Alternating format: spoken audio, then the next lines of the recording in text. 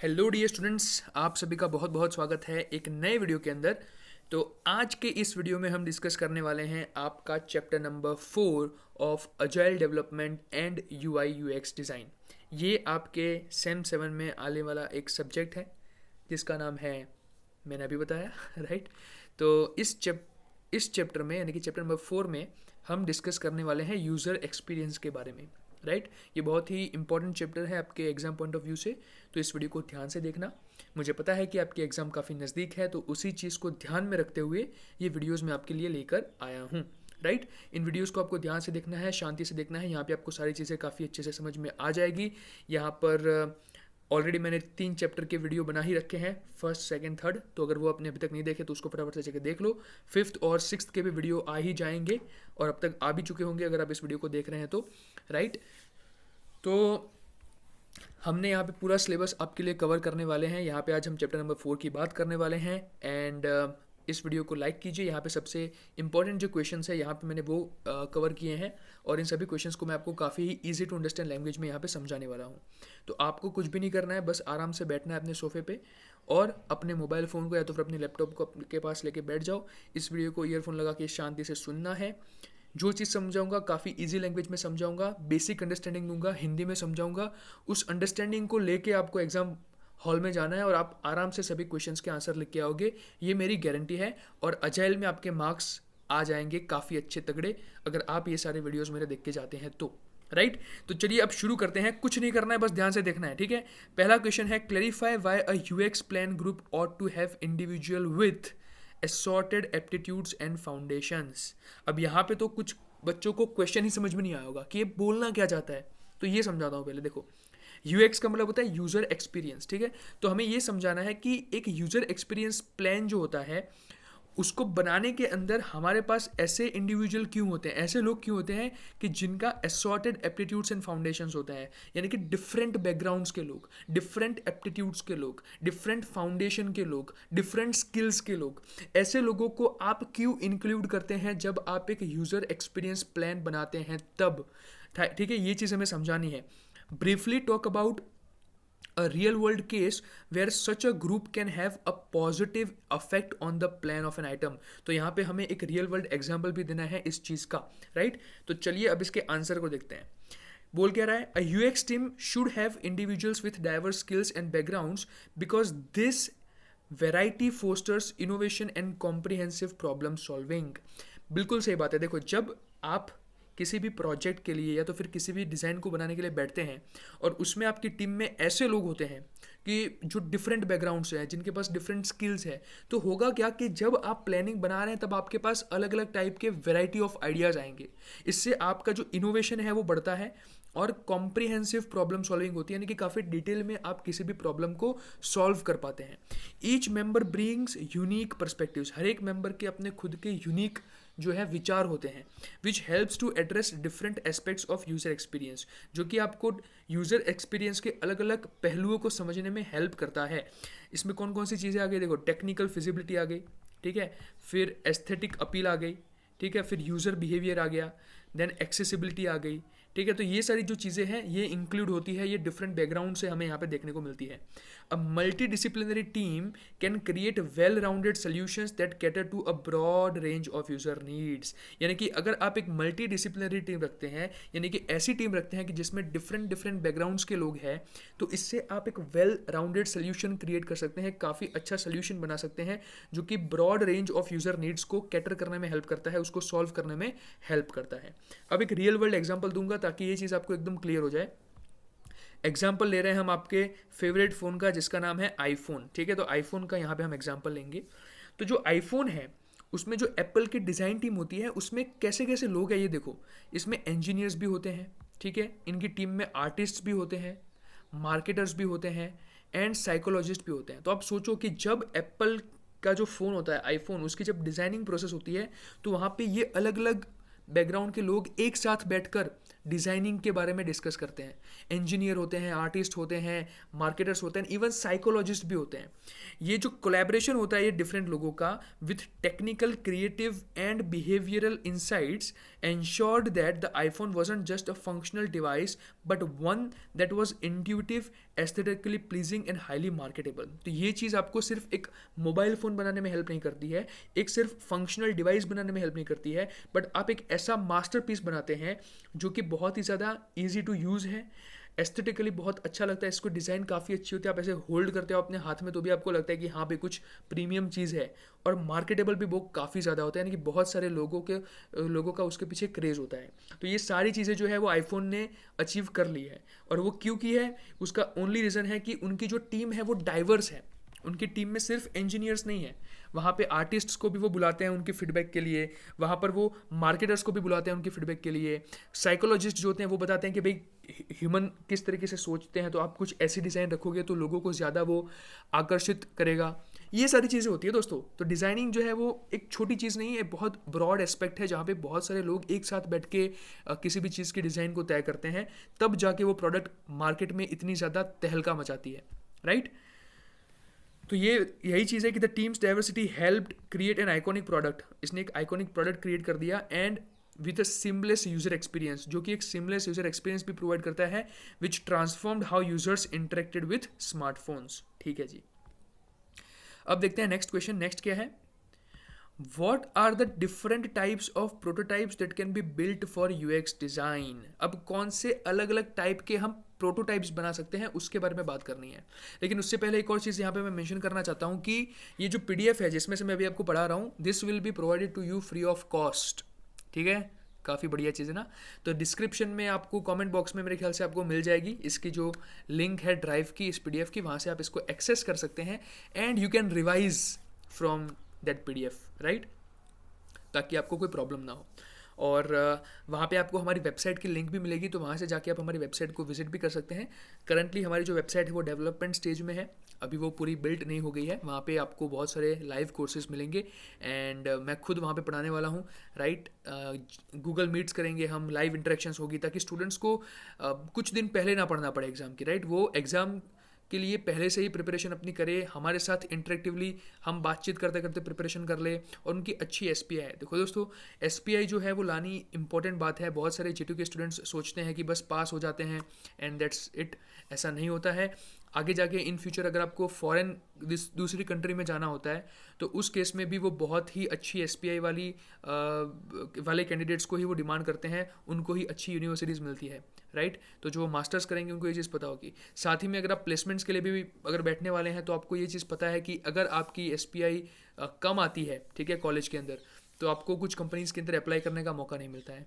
तो ये सारी कंडीशंस को ध्यान में रख के हमें ये चीज़ मेक श्योर करनी है कि हम अच्छा स्कोर अपनी GTU के एग्जाम्स के अंदर भी करें, राइट।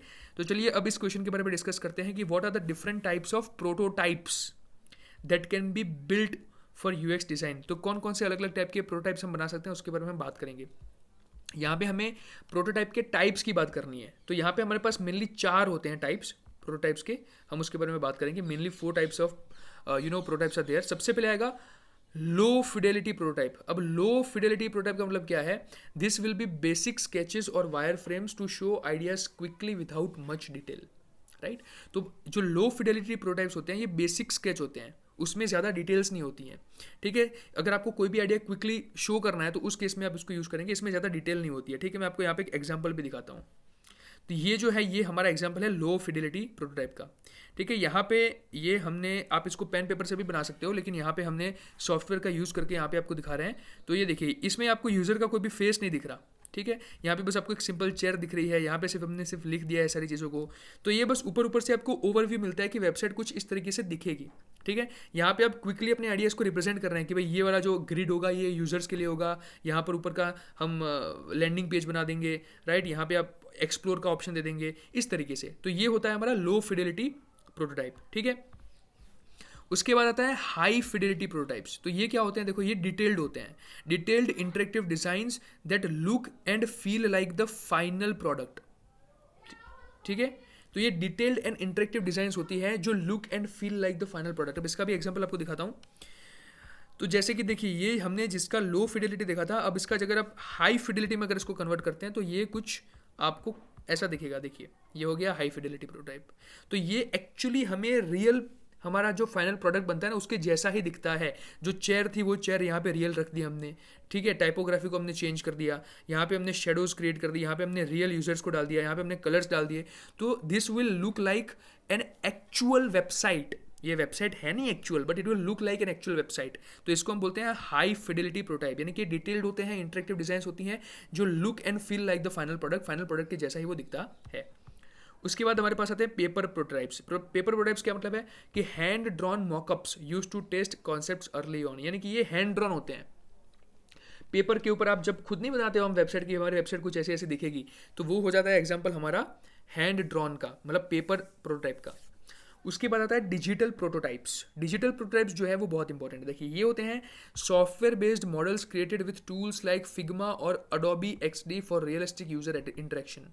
तो यहाँ पे आप सॉफ्टवेयर का यूज़ करते हैं। ये मॉडल्स होते हैं सॉफ्टवेयर बेस्ड मॉडल्स होते हैं जिसका आप प्रोडक्शन करेंगे, इनको आप डिज़ाइन करेंगे with the help of the tools like Figma. Figma का आपने नाम सुना होगा। फिग्मा एक वायर फ्रेमिंग टूल है जहाँ पे आप जो है वो बेसिकली प्रोटोटाइप ही बना सकते हैं अपनी वेबसाइट का। तो उन सब जब टूल्स का आप यूज़ करते हैं और डिजिटली बनाते हैं तो उसको बोलते हैं डिजिटल प्रोटोटाइप्स। तो यहाँ पे हमने बात कर दी लो फिडेलिटी प्रोटोटाइप्स की, हाई फिडेलिटी प्रोटोटाइप्स की जिसमें ज़्यादा डिटेल होती है, फिर पेपर प्रोटोटाइप्स जो कि पेपर पे बनाए जाते हैं, एंड डिजिटल प्रोटोटाइप्स जिसको आप कुछ टूल्स के माध्यम से बनाते हैं, ठीक है, सॉफ्टवेयर टूल्स के माध्यम से आप जब बनाते हैं सॉफ्टवेयर बेस्ड मॉडल्स, उसको हम बोलते हैं डिजिटल प्रोटोटाइप्स, ठीक है। क्योंकि ये डिजिटल प्रोटोटाइप स्पेसिफिकली हमारे वेबसाइट के लिए है, specifically for the websites only, right. और वो बाकी सारे जो है वो आप दूसरे केसेस में भी अप्लाई कर सकते हैं।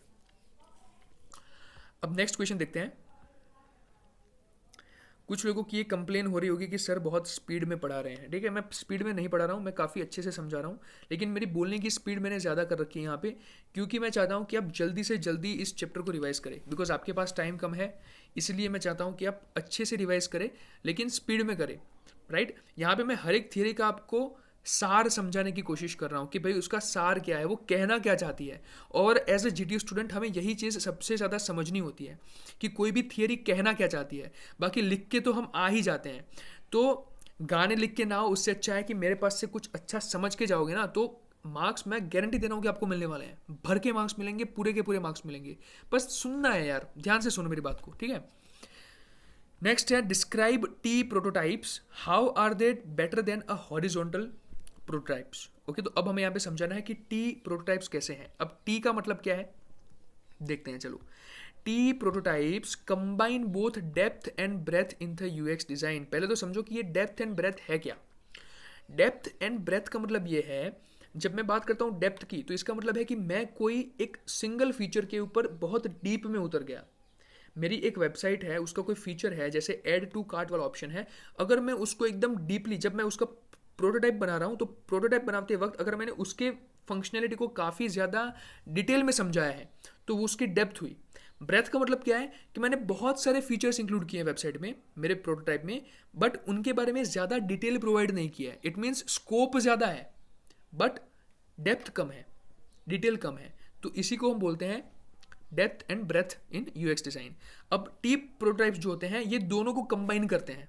इसका क्या मतलब है, so they provide a focus on one core feature. ये एक कोर फीचर पे बहुत ज़्यादा फोकस प्रोवाइड करेंगे, while giving a broader but shallower representation of other features.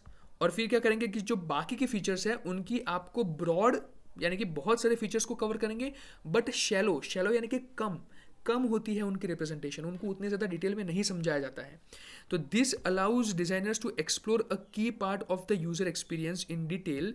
तो इसकी मदद से होगा क्या कि जो डिज़ाइनर होगा वो किसी एक की पार्ट को, जो कि जो सबसे इंपॉर्टेंट पार्ट है, उसको डिटेल में एक्सप्लोर कर पाएगा, और उसके साथ साथ ओवरऑल व्यू भी आपका बना रहेगा। यानी कि बाकी फीचर्स भी आपने कवर तो करे ही होंगे, भले आपने उसको ब्रॉड में मतलब डिटेल में कवर नहीं किया, लेकिन वो कवर तो होंगे ही। सो basic meaning of T prototype is that you will have the combination of both depth and breadth in user experience, where depth states, जहाँ पे डेप्थ ये कहता है कि आप किसी एक की फीचर को डिटेल में रिप्रेजेंट करेंगे, और बाकी के जितने भी फीचर्स हैं उनको ब्रॉडर पर्सपेक्टिव में बट शैलो उनकी रिप्रेजेंटेशन होगी, राइट। अब ये बेटर क्यों है हॉरिजॉन्टल प्रोटोटाइप से, क्योंकि हॉरिजॉन्टल का मतलब है सिर्फ ब्रेथ, वहां पे डेप्थ नहीं आती है। तो horizontal prototypes only focus on providing a broad shallow overview of the product. वहां पे सिर्फ ब्रॉड और शैलो ओवरव्यू होता है प्रोडक्ट का। अब किसी भी कोई की फीचर को डिटेल में वहां पे समझते नहीं है, इसीलिए उसको हॉरिजॉन्टल प्रोटोटाइप कहा जाता है कि जहाँ पे आप हॉरिजॉन्टली बहुत आगे बढ़ने वाले हैं, ठीक है, आप वर्टिकली कम जाएंगे। लेकिन अब दोनों को कंबाइन कर दूं, यानी कि हॉरिजॉन्टली भी हम उसको एक्सप्लोर करेंगे, वर्टिकली भी एक्सप्लोर करेंगे, तब वो बन जाता है हमारा टी। इस तरीके से तब हमारा बन जाता है टी। अब समझ में आ गया कि टी क्यों इसका नाम रखा। So in contrast T prototypes give detailed insights into one critical area. वो डिटेल इनसाइट्स देते हैं हमें एक क्रिटिकल एरिया में, while still considering the overall product experience. लेकिन साथ में वो ओवरऑल प्रोडक्ट एक्सपीरियंस को भी कंसिडर करते हैं, making them more useful for testing की फंक्शनैलिटी। और इसका मेन यूज यही है कि आप इससे कोई एक की फंक्शनैलिटी को काफ़ी अच्छे तरीके से समझ सकते हैं while maintaining the product coherence, right. चलिए ठीक है, next question, explain the UX design techniques as life skills in brief. अब ये क्वेश्चन ये कह रहा है कि हम किस तरीके से यूएक्स डिज़ाइन टेक्निक्स को लाइफ के अंदर उतार सकते हैं, इनमें से क्या क्या चीज़ें हम अपनी रियल लाइफ में सीख सकते हैं, वो चीज़ यहाँ पे हमें मेंशन करनी है।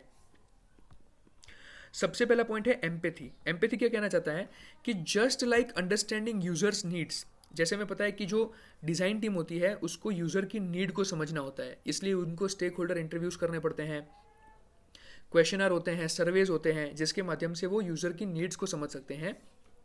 उसी प्रकार से प्रैक्टिसिंग एम्पैथी यानी कि यूज़र की भावना को समझना helps you understand others perspectives and emotions in real life situations. यानी कि यही चीज़ अगर आपके अंदर ये गुण होता है कि जहाँ पर आपके अंदर क्यूरियोसिटी है, दूसरे लोगों की नीड्स को समझना, उनकी ज़रूरतों को समझना, तो वो चीज़ आपको रियल लाइफ में भी हेल्प करेगी, जहाँ पे आप सामने वाले व्यक्ति के इमोशंस को समझ पाएंगे in any kind of situation, right. उसके बाद है प्रॉब्लम सॉल्विंग।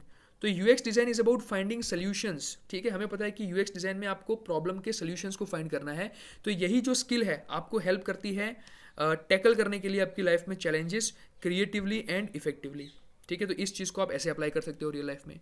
फिर आता है इटरेटिव थिंकिंग।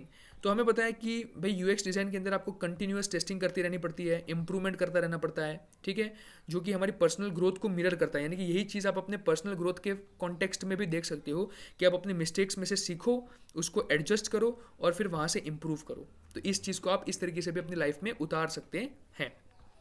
फिर है कोलैबोरेशन। कोलैबोरेशन का मतलब क्या है कि देखो यूएक्स डिज़ाइन जो है उसमें टीम वर्क की ज़रूरत होती है, और इसी प्रकार से जीवन में भी हमें टीम वर्क की ज़रूरत होती है। जितना ज़्यादा अच्छे तरीके से आप दूसरे लोगों के साथ रहेंगे, उतना आपका पर्सनल एंड प्रोफेशनल सक्सेस आपको उतनी ज़्यादा मिलेगी।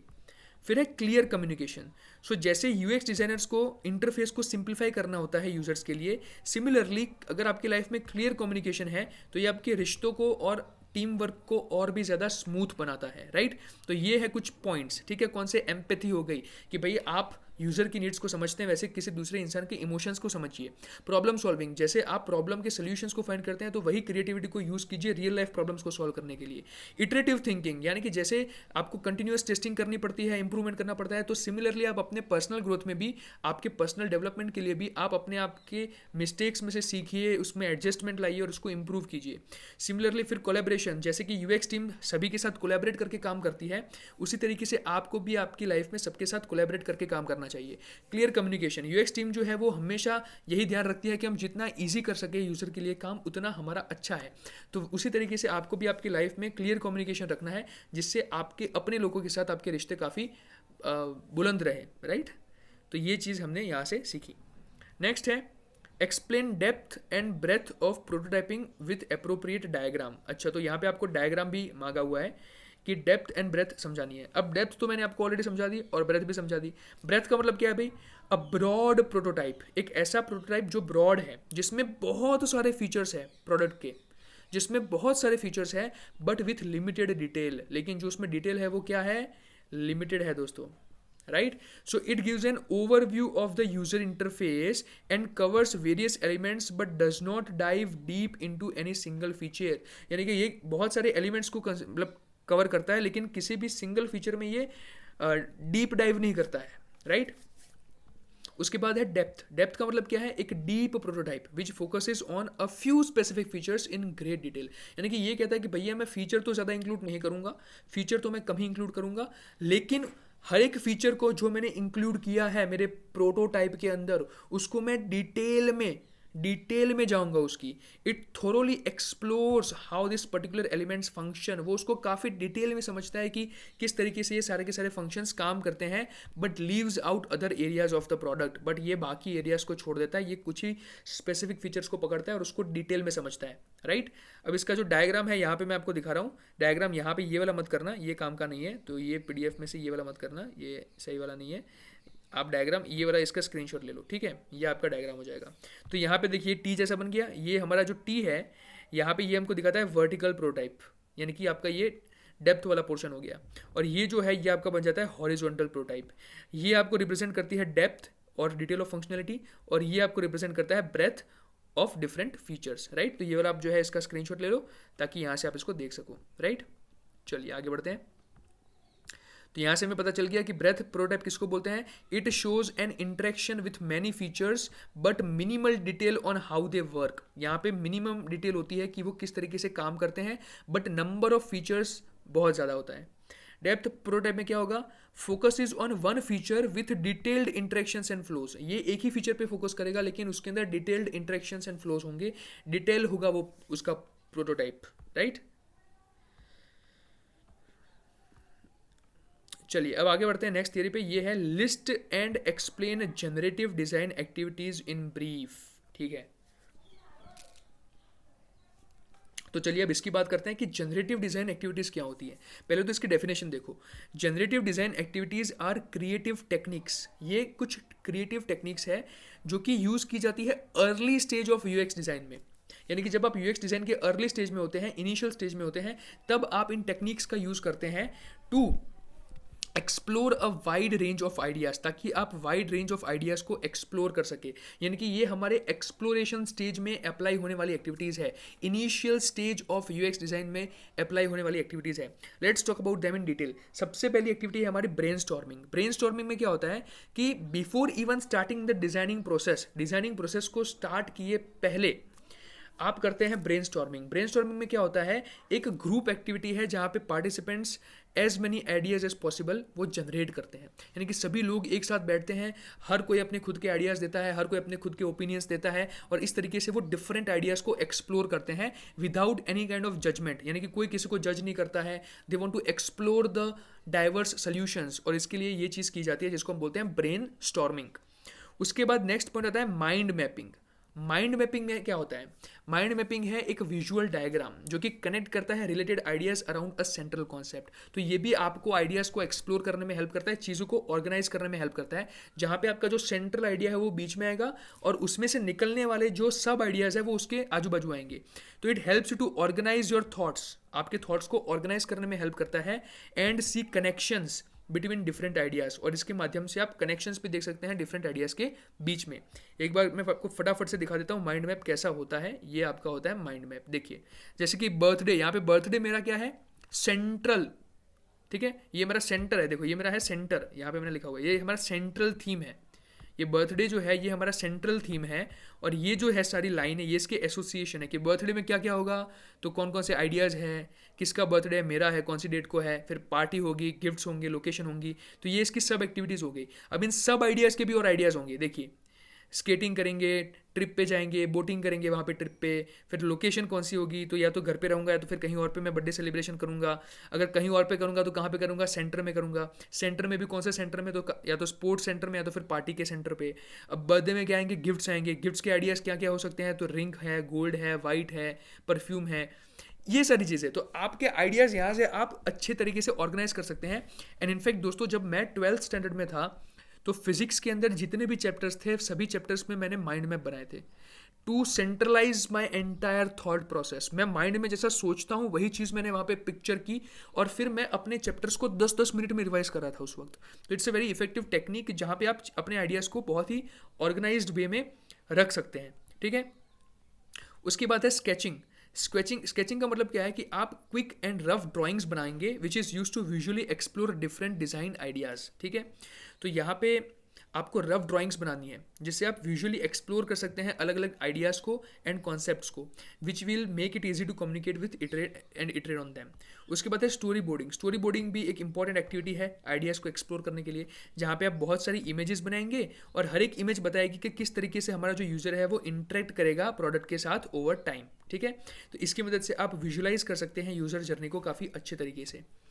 फिर नेक्स्ट आता है पर्सोना क्रिएशन। पर्सोना क्रिएशन जो है ये डिटेल में इसके बारे में हम नेक्स्ट चैप्टर में डिस्कस करने वाले हैं, बट ये होता क्या है देख लीजिए। यहाँ पे आपको फिक्शनल कैरेक्टर्स बनाने होते हैं that represent different user types. Fictional characters बनाएंगे, एक ऐसा कैरेक्टर बनाएंगे जो रियल में एग्जिस्ट नहीं करता है, लेकिन उसका कुछ ना कुछ नाम होगा, उसकी कुछ ना कुछ डेट ऑफ बर्थ होगी, उसकी कुछ रहने की लोकेशन होगी, उसका जियोग्राफिकल कोई एरिया होगा, सारी चीज़ होगी और उस यूज़र से आप टेस्टिंग करते हैं। तो it helps you to guide design decisions based on real user needs and behaviours. यानी कि आप एक ऐसा फिक्शनल कैरेक्टर बनाते हैं जो कि उसमें उसकी जो नीड्स है, उसका जो बिहेवियर है वो बिल्कुल एक रियल यूज़र की तरह होता है। ठीक है, तो इस तरीके से हम पर्सोना क्रिएशन करते हैं। इसके बारे में हम डिटेल में बात करने वाले हैं नेक्स्ट चैप्टर में। ये पूरी थियरी है अलग से, तो आप इसके बारे में टेंशन ना लीजिए। फिर आता है एफिनिटी डायग्राम्स। एफिनिटी डायग्राम्स क्या होते हैं? So here you will group ideas और डेटा इनटू कैटेगरीज। ध्यान से सुनना, कैटेगरीज में आपको आपके आइडिया को डिवाइड करना है based on their relationships which will help to identify patterns और key themes in user research. दिखाता हूँ, ये देखिए, ये होता है एफिनिटी डायग्राम। यहाँ पे देखो, यहाँ पे मैंने क्या किया है कि मैंने अपने आइडियाज़ को बेस्ड ऑन कैटेगरी डिवाइड कर दिया है उनकी रिलेशंस के बेसिस पे, राइट। सो टाइमिंग हो गया, फोकस हो गया, अटेंडेंस, यानी कि मैंने डिफरेंट कैटेगरीज में उसको डिवाइड कर दिया। तो इसी तरीके से यहाँ पे लिखा है देखो कि ग्रुपिंग आइडियाज़ और डेटा इनटू कैटेगरीज। कैटेगरीज में आप करेंगे आइडियाज़ को या तो फिर डेटा को grouping based on their relationships. ये आपको किस चीज़ में हेल्प करेगा? It will help to identify patterns और key themes in user research. It will help you to identify patterns को आइडेंटिफाई करने में हेल्प करेगा और की थीम्स को आइडेंटिफाई करने में हेल्प करेगा इन यूजर रिसर्च। ठीक है, तो ये कुछ ऐसी एक्टिविटीज़ हैं, ठीक है, जनरेटिव डिज़ाइन के अंदर जो आती है। And this generative design takes place in the early stage of the UX design. ये भी आपको याद रखना है। कौन कौन सी एक्टिविटीज़ है? ब्रेनस्टॉर्मिंग में क्या होता है? सभी एक साथ बैठते हैं, आइडियाज़ फेंकते हैं। वाह, ये तो राइमिंग हो गई। सभी एक साथ बैठते हैं, आइडियाज़ फेंकते हैं। फिर आ गया माइंड मैपिंग, जहाँ पे एक सेंट्रल थीम होती है, उसके आजू बाजू आपके बहुत सारे आइडियाज़ जो उसके साथ कनेक्टेड होते हैं। स्केचिंग में तो आपको पता ही है कि आपको रफ डायग्राम्स बनाने हैं to visualise everything very clearly. फिर स्टोरी बोर्डिंग होगी, वहाँ पे आप इमेजेस क्रिएट करेंगे जो कि दिखाएंगे कि किस तरीके से यूजर जो है वो प्रोडक्ट के साथ इंटरेक्ट करता है। पर्सोना क्रिएशन में आप एक फिक्शनल कैरेक्टर बनाएंगे जो कि जस्ट लाइक एक रियल लाइफ यूजर जो है उसका बिहेवियर होगा। उसके बाद एफिनिटी डायग्राम्स कैसे डायग्राम्स है कि जहाँ पे आप कैटेगरी के बेसिस पे डेटा को डिवाइड कर सकते हो, जिसकी मदद से आप पैटर्न्स को इजीली आइडेंटिफाई कर सको, राइट। चलिए next, list advantages of prototyping. चलिए जी, प्रोटोटाइपिंग के एडवांटेजेस के बारे में बात करते हैं। ये क्वेश्चन ऑलरेडी मैंने 3rd चैप्टर में डिस्कस किया है, तो इसलिए यहाँ पे ज़्यादा इसमें डीप में जाने की जरूरत नहीं है। देखिए, प्रोटोटाइपिंग की मदद से आप अर्ली फीडबैक ले सकते हैं, पहली बात तो, ठीक है, बिकॉज डेवलपमेंट के साथ साथ ही आपका प्रोटोटाइपिंग पहले होता है डेवलपमेंट से, यानी कि आप एक्चुअल कोडिंग करते हैं उससे पहले आपका प्रोटोटाइप बनता है। तो प्रोटोटाइपिंग जो है वो आपको अर्ली फीडबैक लेने में हेल्प करता है before building the final product. फिर दूसरी चीज़ कि ये कॉस्ट इफेक्टिव होता है, यानी कि प्रोटोटाइप के माध्यम से आप बहुत सारी इश्यूज़ को अर्ली स्टेज पे ही सॉल्व कर देते हो। तो उसकी वजह से होता क्या है कि जब आप एक्चुअल डेवलपमेंट स्टार्ट करते हो तो वहाँ पे आपको किसी भी प्रकार की एरर को फेस नहीं करना पड़ता, राइट। आप इजीली अपने डेवलपमेंट प्रोसेस के साथ प्रोसीड कर सकते हो बिकॉज प्रोटोटाइपिंग के अंदर आपने सारी चीज़ें काफ़ी अच्छे से देख ली थी। नेक्स्ट है इम्प्रूव्ड कम्युनिकेशन। तो यहाँ पे जो आप प्रोटोटाइप बनाते हैं वो विजुअल मॉडल्स होते हैं, ठीक है। तो इसकी मदद से जो टीम्स है और जो स्टेक होल्डर्स हैं उनको सारी चीज़ें ईजिली समझ में आ जाती है कि ओके एक्चुअल वेबसाइट कैसी दिखेगी। उसके बाद अगर आप किसी फंक्शनलिटी को टेस्ट करना चाहते हैं तो वो भी आप प्रोटोटाइप के माध्यम से कर सकते हैं। फिर फास्टर इटरेशन, तो ये भी सही है कि प्रोटोटाइपिंग के अंदर क्या होता है कि क्विक चेंजेस आप करते हैं, इंप्रूवमेंट्स कर सकते हैं बेस्ड ऑन फीडबैक, तो इसका इटरेशन फास्ट है। इट रिड्यूसेस रिस्क, यानी कि minimises design flaws by validating concepts before full development, right. यानी कि ये रिस्क भी कम करता है, क्योंकि डेवलपमेंट अगर आपने प्रोटोटाइपिंग किए बिना ही स्टार्ट कर दिया तो बहुत सारी गलतियां होंगी, बिकॉज आपको पता ही नहीं था कि आप कैसा बनाना चाहते हैं। अगर आप प्रोटोटाइप पहले बनाते हैं तो आपको पता है एटलीस्ट कि हाँ ठीक है मुझे ऐसा कुछ बनाना है, और आप प्रोटोटाइप जो है वो बार बार रिफाइन करते हैं, उसमें बार बार इंप्रूवमेंट्स लाते हैं, तो उससे आपको ये भी क्लियर होता है कि भाई कौन कौन से चेंजेस करने जरूरी है। लेकिन अगर आप प्रोटोटाइप सही से नहीं बनाते हैं तो फिर आपकी एक्चुअल वेबसाइट में आपको बहुत सारे चेंजेस करने पड़ेंगे और बहुत सारी कॉम्प्लेक्सिटी उसमें बढ़ जाएगी, राइट। तो इसलिए ये जो रिस्क है उसको रिड्यूस करने में भी प्रोटोटाइपिंग जो है आपकी हेल्प करता है। अब देखते हैं नेक्स्ट थियरी। यहाँ पे हमें बात करनी है discuss about click through wireframe prototypes with the help of an example. यहाँ पे हमें बात करनी है कि click through wireframe prototypes के बारे में, कि click through wireframe prototypes क्या होते हैं। ओके जी, चलिए बात करते हैं। Click through wireframe prototypes are low fidelity, ठीक है, ये लो फिडेलिटी में आते हैं, यानी कि basic sketches to show the quick ideas. लेकिन इसकी खासियत ये है कि ये इंटरेक्टिव वायर फ्रेम्स होते हैं। इंटरेक्टिव नहीं, मतलब अट्रैक्टिव नहीं, ये इंटरेक्टिव की बात कर रहा है, अट्रैक्टिव नहीं होते। लो फिडेलिटी है इसलिए वो अट्रैक्टिव तो होंगे नहीं। अट्रैक्टिव तो हाई फिडेलिटी होते हैं, जहाँ पे आपको पिक्चर्स भी देखने को मिलती है, काफ़ी अच्छा यूआई देखने को मिलता है, राइट। यहाँ पे यूआई बुआई उतना अच्छा नहीं होगा, लेकिन ये इंटरेक्टिव होगा। इसका मतलब क्या है, it allows users to navigate between screens by clicking on elements like buttons और लिंक्स, यानी कि आप बटन्स के ऊपर क्लिक करके, लिंक्स के ऊपर क्लिक करके डिफरेंट स्क्रीन्स पे विजिट कर सकते हैं। हाँ जी, विदाउट इवन कोडिंग आप ऐसे प्रोटोटाइप्स भी बना सकते हैं, जिसको हम बोलते हैं click through wireframe prototypes. इनके अंदर जो देखो डिज़ाइन की डिटेल्स तो इसमें नहीं होती है, यानी कि उतनी अच्छी डिज़ाइनिंग तो इनकी नहीं होती है, लेकिन ये आपको एक अच्छा खासा फंक्शनल फ्लो दे देते हैं कि किस तरीके से आपका जो यूज़र है वो मूव करेगा थ्रू द प्रोडक्ट। मैं आपको एक एग्जांपल दिखाता हूँ इसका, ठीक है। ये देखिए, तो यहाँ पे ये वाला आप एग्जांपल देखिए, यहाँ पे एग्जांपल मतलब डायग्राम, वन सेकेंड, ठीक है। तो यहाँ पे देखिए ये इस तरीके से होता है, ये एकदम देखो एकदम बेसिक डिटेल है, लेकिन यहाँ पे ये सारी चीज़ें क्लिकेबल होती है। आप इसके ऊपर क्लिक करोगे तो ये खुलेगा पेज, इसके ऊपर क्लिक करोगे तो ये वाला पेज खुलेगा, इसके ऊपर क्लिक करोगे तो ये वाला पेज खुलेगा, इसके ऊपर क्लिक करोगे तो ये वाला पेज खुलेगा। इस तरीके से चलता है पूरा, राइट। तो एग्जाम्पल देखते हैं, आपको ज़्यादा समझ में आएगा। So imagine you are designing an e commerce website, आप एक ई कॉमर्स वेबसाइट बना रहे हैं, ऐसा आप इमेजिन कीजिए। तो ये जो click through wire frame prototype जो होता है वो क्या इंक्लूड करेगा, तो इसमें बेसिक स्क्रीन होगी। देखिए ई कॉमर्स वेबसाइट में क्या होता है, एक होता है home page with a product grid, जैसे कि यहाँ पे है हमारे पास एक होम पेज है जहाँ पे सारे अलग अलग प्रोडक्ट्स जो होंगे वो लिस्टेड होंगे, ठीक है। उसके बाद एक प्रोडक्ट डिटेल पेज होगा शोइंग अ सिंगल प्रोडक्ट, यानी कि अब जब यहाँ पे आपने किसी सिंगल प्रोडक्ट पे क्लिक किया तो आपके पास एक पूरी लिस्ट आएगी किसी एक प्रोडक्ट की, जहाँ पे उस पर्टिकुलर प्रोडक्ट की आपको सारी डिटेल्स देखने को मिलेगी, राइट। और उसके बाद आप क्या करेंगे, कार्ट पेज पे जाएंगे where users review selected items, और जैसे ही आप जैसे कि एड टू कार्ट पे क्लिक करेंगे तब आपको वो कार्ट पेज पे ले जाएगा, जहाँ पे आप उस प्रोडक्ट को फाइनली परचेज कर सकते हैं। तो इस तरीके से click through wire frame prototype काम करता है। इसमें डिज़ाइन डिटेल्स नहीं होती है, ये बड़ा सिंपल होता है जैसे यहाँ पे आपको दिख रहा है, लेकिन ये फंक्शनल होता है, यानी कि आप अगर किसी चीज़ पे क्लिक करेंगे तो वो काम करेगा। इस तरीके से ये पूरा प्रोटोटाइप आप बनाते हैं। So by clicking a product image on the home page, यानी कि जैसे ही आप किसी प्रोडक्ट की इमेज को क्लिक करते हैं होम पेज पे, तो users are taken to the product detail page, तो उसको वो प्रोडक्ट डिटेल पेज पे ले जाएगा, और वहाँ पे जब वो एड टू कार्ट पे क्लिक करेंगे then they will be taken to the cart page, right. तो इस तरीके से ये जो प्रोटोटाइप है आपको interaction flow without any visuals और डिजाइन डिटेल्स दिखाता है, and it will help to test the basic navigation and user experience early in the design process। इसकी मदद से आप बेसिक नेविगेशन को जो है समझ सकते हैं, जिससे आपको पता चलेगा कि एग्जैक्टली फ्लो कैसा होगा जब यूज़र जो है वो आपका इंटरेक्ट करेगा उस पर्टिकुलर प्रोडक्ट के साथ, राइट। तो इसको हम बोलेंगे click through wire frame prototype. चलिए अब आ जाते हैं आज के इस दिन की लास्ट थियरी पे, जिसका नाम है एब्स्ट्रैक्शन। एब्स्ट्रैक्शन आपने UPS में देखा होगा, ऑब्जेक्ट ओरिएंटेड प्रोग्रामिंग में। उसका काम क्या होता है, to hide the complex details. आप कॉम्प्लेक्स डिटेल्स को हाइड कर देते हो, बस यही है एब्स्ट्रैक्शन का काम। यही सिमिलर कॉन्सेप्ट यहाँ पे भी अप्लाई होगा। So abstraction is considered to be a key skill in computer science, right. How is it important for UX designer. UX designer के लिए ये चीज़ कैसे इंपॉर्टेंट है ये हमें यहाँ पे समझाना है। सबसे पहले बात तो भाई सिंप्लीफाइंग कॉम्प्लेक्सिटी, ये कॉम्प्लेक्सिटी को सिंप्लीफाई कर देता है, it will hide the complex details. So UX designers often deal with complex systems and user needs. हमें पता है कि भाई UX डिजाइनर्स को ऑफन कॉम्प्लेक्स सिस्टम्स के साथ एंड यूजर नीड्स के साथ डील करता रहना पड़ता है। Abstraction allows them to simplify this complexities by focusing on the most important features and interactions. तो एब्स्ट्रैक्शन क्या करता है, उनको अलाउ करता है, उनको हेल्प करता है to only focus on the most important features, ठीक है। उनको सभी चीज़ों को देखने की जरूरत नहीं है, बस मोस्ट इंपॉर्टेंट फीचर्स को देखना है, जिससे आपकी जो डिज़ाइन प्रोसेस है वो ज़्यादा मैनेजेबल बन जाए। उसके बाद है यूज़र सेंट्रिक डिज़ाइन। ये आपको कैसे डिज़ाइन बनाने में हेल्प करता है, जो कि यूज़र सेंट्रिक हो। हमें यूज़र को देखो, यूज़र को हमें चीज़ें कॉम्प्लेक्स करके नहीं देनी है, यूज़र को हमें सब कुछ सिंप्लीफाई करके देना है। इसलिए एब्स्ट्रैक्शन आपकी हेल्प करता है कि आप एक ऐसी डिज़ाइन बनाएं जो कि यूज़र के लिए ईजी टू यूज़ हो। तो by abstracting user needs and behaviours, designers can create personas and scenarios that represent different user types. आप पर्सोनाज क्रिएट करेंगे टू टेस्ट कि भाई यूज़र किस तरीके से इसको यूज़ कर पाएगा।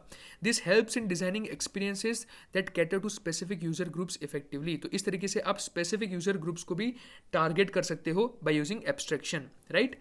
फिर आता है नेक्स्ट, क्रिएटिंग हायरार्कीज। तो यहाँ पे आप ऑर्गेनाइज्ड वे में हायरार्कीज भी क्रिएट कर सकते हैं। Abstraction helps in organising information and interface elements. यहाँ पे आप ऑर्गेनाइज कर सकते हो अपनी इंफॉर्मेशन को, जो मैंने पहले भी बात की, एंड इंटरफेस एलिमेंट्स को, allowing designers to cater to create clear hierarchies. अब इसके माध्यम से होगा क्या कि जो डिजाइनर्स है वो एक क्रिएट कर सकते हैं clear hierarchy that guides users through a product intuitively, जो यूजर को उस प्रोडक्ट में से इंट्यूटिवली गाइड करेगा। नेक्स्ट है इटरेटिव डिजाइन। इटरेटिव डिजाइन का मतलब क्या है कि in the iterative design process, abstraction enables designers to focus on refining concepts without getting bogged down by details. iterative design में जो abstraction है वो डिज़ाइनर को हेल्प करता है कि सिर्फ वो कॉन्सेप्ट्स को रिफाइन यानी कि अच्छे करने में फोकस करे और उनकी डिटेल्स पे ज़्यादा ध्यान ना दे। देखिए बार बार इसका यही कॉन्सेप्ट है, एब्स्ट्रैक्शन मतलब यही कि डिटेल्स में ज़्यादा नहीं जाना है, ज़्यादा डिटेल्स में नहीं जाना है। This leads to more effective brainstorming and prototyping. उसके बाद है cross disciplinary communication. So abstraction helps UX designers communicate ideas effectively with developers. यानी कि एब्स्ट्रैक्शन के माध्यम से तो यूएक्स डिजाइनर जो है वो इफेक्टिवली कम्युनिकेट कर सकते हैं with developers, product managers and stakeholders by presenting concepts at a higher level without overwhelming details. यानी कि देखो एब्स्ट्रैक्शन ये भी आपको दिखाता है कि आपको हायर लेवल पे ये सारी चीज़ें जो है आप डिस्कस कर सकते हैं with different team members. Because अगर आप डिटेल में जाएंगे तो बाकी लोग भी इस चीज़ को समझ नहीं पाएंगे। इसीलिए कहता है कि you have to give the overall और दी हाई लेवल और we can say surface level introduction of a particular feature. Surface level ही जाना है, you should not go to the down level. उसके अंदर कॉम्प्लेक्स फीचर्स पे आपको ध्यान नहीं देना है, ठीक है। इसका एक एग्जांपल आपको दिखाता हूँ। देखिए जैसे कि कोई एक यूएक्स डिजाइनर है, उसको डिटेल डिज़ाइन बनानी है जिसके अंदर सारे फीचर्स हो, जैसे कि अकाउंट का बैलेंस दिखा दे किसी वेबसाइट का, उसकी ट्रांजैक्शन हिस्ट्री दिखा दे, फंड ट्रांसफ़र ऑप्शंस दिखा दे, बिल पेमेंट्स दिखा दे, लोन एप्लीकेशंस दिखा दे, नोटिफिकेशंस दिखा दे, सिक्योरिटी सेटिंग्स आ गई। इतने सारे फीचर्स अगर वो ऐसे ही मतलब छोड़ देगा मोबाइल बैंकिंग ऐप के अंदर, ठीक है, मोबाइल बैंकिंग ऐप की हम बात कर रहे हैं, और ये सारे फीचर्स वो एक एक एक एक एक सेपरेट फीचर बना रहा है, because he is focusing on each and every feature. हर एक फीचर को वो एक हाई लेवल फीचर लेके चलेगा, हर एक फीचर को डिटेल में समझाएगा। तो उसको क्या करना पड़ेगा कि वेबसाइट के ऊपर जो आपकी बनाएगी एप्लीकेशन बनाएगा, उस एप्लीकेशन के अंदर होगा क्या कि हर एक फीचर ऐसे दिखाई देगा। देखो हर एक फीचर दिखाई देगा, ये बन रहा है, देखो हर एक फीचर दिखाई देगा। यानी कि उसमें फिर ट्रांजैक्शन हिस्ट्री भी आ गई, फंड ट्रांसफर भी आ गया, बिल पेमेंट भी आ गया, लोन एप्लीकेशन भी आ गया, ये हर एक फीचर आपको दिखाएगा। तो इससे होगा क्या कि जैसे यूजर उस एप्लीकेशन को खोलेगा, ही विल बिकम मैड, वो पागल हो जाएगा, क्योंकि उसके सामने इतने सारे फीचर दिख रहे हैं। अरे वो खोले क्या चीज़, क्या ना खोले, उसको कुछ समझ में नहीं आएगा, बिकॉज वो बहुत कॉम्प्लेक्स दिखाई देगा। यानी कि यहाँ पे हम एब्स्ट्रैक्शन के प्रिंसिपल को फॉलो नहीं कर रहे हैं। लेकिन अगर आपने एब्स्ट्रैक्शन प्रोवाइड किया तो क्या होगा, तो यहाँ पे बन जाएंगे डिपार्टमेंट्स। यहाँ पे बन जाएंगे डिपार्टमेंट्स। यहाँ पे आपके पास आएगा सबसे पहले डैशबोर्ड, जिसको हम देखते हैं सीधा ही, जैसे एप्लीकेशन खोलेंगे आपको दिखाई देगा dashboard after login and signing up, ठीक है। जहाँ पे आपको हाई लेवल व्यू मिलेगा, जहाँ पे आप अकाउंट बैलेंस देख सकते हैं, रिसेंट ट्रांजैक्शंस देख सकते हैं। तो यहाँ पे देखो ट्रांजैक्शन और अकाउंट बैलेंस जो है वो दोनों डैशबोर्ड में आ गए, instead of becoming a separate feature. अब ये दोनों फीचर जो है हमारे डैशबोर्ड में आ गए। उसके बाद ट्रांजैक्शन का एक सेक्शन बन जाएगा, जहाँ पे आप अपनी ट्रांजैक्शन को देख सकते हो, मैनेज कर सकते हो, ठीक है, ट्रांजैक्शन हिस्ट्री को भी देख सकते हो, और साथ ही में आप ट्रांसफर्स भी कर सकते हो। तो यहाँ पे जो ट्रांसफर करने वाला फीचर था और ट्रांजैक्शन हिस्ट्री देखने वाला फीचर था, दोनों किस में आ गए, ट्रांजैक्शंस में आ गए। फिर आपका हो गया पेमेंट्स का एक पूरा सेक्शन, कि जहाँ पे आप बिल की पेमेंट्स कर सकते हो इजीली, ठीक है, रिकरिंग कर सकते हो पेमेंट्स की, बार बार पेमेंट्स आप ऑटोमेट कर सकते हो।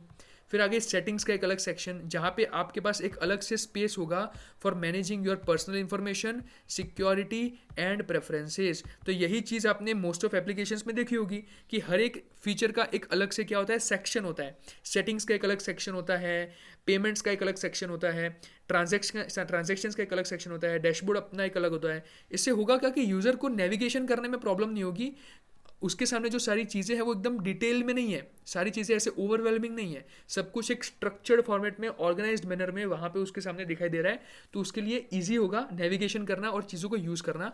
तो ये चीज़ हमारी जो है पॉसिबल एब्स्ट्रैक्शन की मदद से हो पाती है, ठीक है। विदाउट एब्स्ट्रैक्शन ये सारी चीज़ें जो है वो कॉम्प्लेक्स बन जाती है, राइट। तो यहाँ पे लास्ट में यही चीज़ लिखी है कि by focusing on this categories the designer can create wireframes and prototypes that emphasise the user journey and interactions, कि भाई यूज़र जब जनरेट करेगा तब वो किस तरीके से करेगा, right, without getting lost in minute details, यानी कि माइन्यूट डिटेल्स में, छोटी छोटी डिटेल्स में वो अपने आप को नहीं खोदेगा और ईजिली वो ब्रॉड परस्पेक्टिव में सारी चीज़ों को समझ पाएगा। This abstraction helps in creating a more intuitive interface, ज़्यादा यूज़र फ्रेंडली इंटरफेस बनाने में आपको हेल्प करता है, making it easier for users to navigate the app and complete tasks efficiently. तो ये हो गया हमारा एब्स्ट्रैक्शन का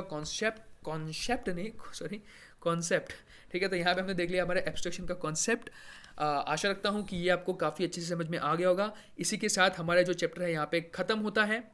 सारे क्वेश्चंस हमने देख लिए हैं, इतने क्वेश्चंस करके चले जाओ एग्जाम में, यू आर वेल सेट, ठीक है। उसके बाद आपको कोई प्रॉब्लम होने नहीं वाली है। चैप्टर नंबर 4 आपका एकदम हलवा हो चुका है, राइट। तो अब आप इस PDF को एक्सेस कर सकते हैं, नीचे मिल जाएगी, वहाँ से आप इसको रिवाइज भी कर सकते हैं चैप्टर को। That's it. इसी के साथ ये वीडियो हम एंड करते हैं। Thank you so much for watching it. Bye bye.